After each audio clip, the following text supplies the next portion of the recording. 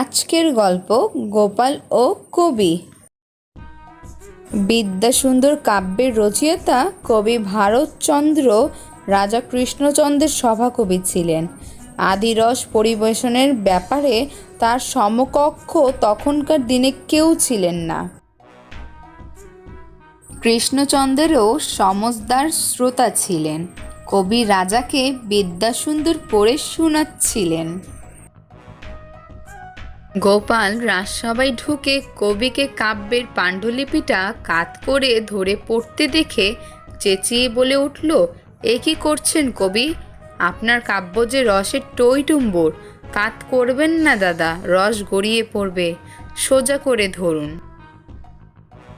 গোপালের কথা শুনে রাজসভাস্থ সকলেই হো হো করে হেসে উঠলেন।